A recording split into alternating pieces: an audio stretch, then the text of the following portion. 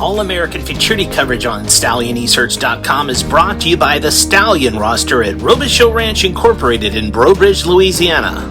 A lot has been made about the standout filly Dark Enemy going into the finals of the All American Futurity, and for good reason. But there's another fastest qualifier to talk about.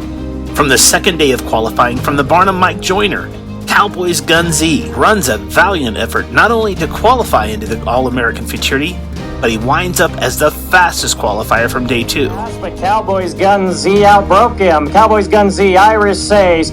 Outside we have Mr. Ripples, then I love the Echo V. Cowboys Gun Z, Iris says chases gamely, but not making any impact. Cowboys Gun Z gonna upset. Mild upset, but Cowboys Gun Z beats Iris says. This is what trainer Mike Joyner had to say about his talented Flying Cowboy 1-2-3 gelding. Well, you know, the colt, he showed a lot of talent back in the spring. And then he kind of got a little hot in the gate, and I put a flipping halter on him, and he took him a little while to get adjusted to that.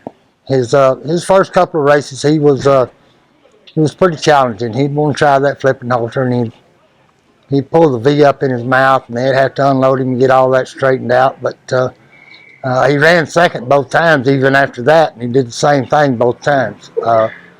But, you know, this gate crew did a really good job. We stood him a lot. He spent a lot of time in the gates in the mornings, and for the All-American trials, he stood perfect, and that's the first time he had done that. And there was a couple of them that flipped in the gates, and one of them had to be scratched, and he took it all in stride, did everything like perfect, and ran a really, really good race. Saw there. Well, I mean, I think the colt's finally maturing some mentally, and that was the All-American Trials was his first race that that everything went right, and so I'm hoping that he gained enough confidence out of that he's going to maybe still improve just a little bit, because he's going to have to.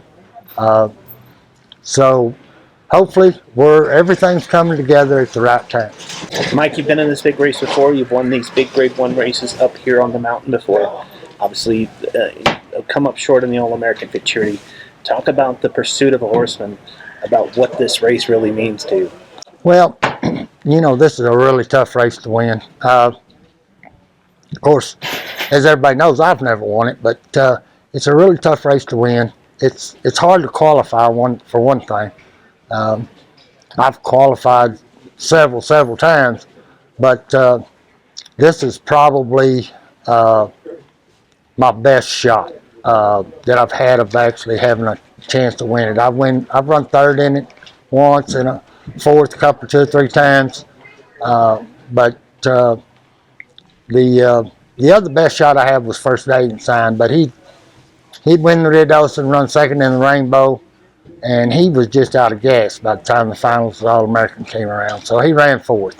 But it's a really tough race to win, and everything's got to go just right, and your horse has to run the biggest race of his life. The powerful roster of stallions at Robichaux Ranch Incorporated. The champion colt and Millionaire Classic winner of the All-American Derby as a runner, Apolitical Blood.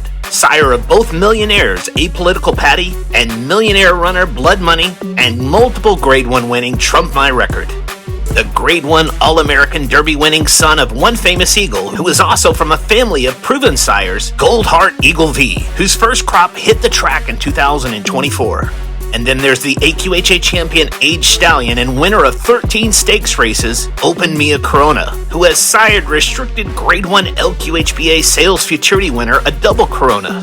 Also standing is the Grade 1 winning son of Favorite Cartel, the ultra-impressive Tarzanito, the Grade 1 winner of the Go Man Go Handicap, whose first crop of runners are 2-year-olds of 2023. All these talented sires at Robichaux Ranch Incorporated in Breaux Bridge, Louisiana.